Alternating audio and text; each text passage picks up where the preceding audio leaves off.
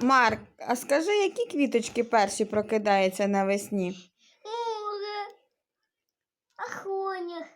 Підсніжники, проліски. А якого кольору у нас підсніжники? Білого, як сніг. А листочки які? І зелені. А проліски в нас якого кольору? Сіного. А листочки які? Хухи.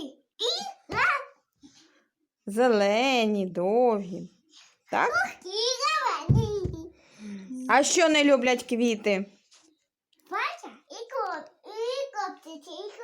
коптяться. Вони не люблять, щоб їх рвали і топталися по них, так?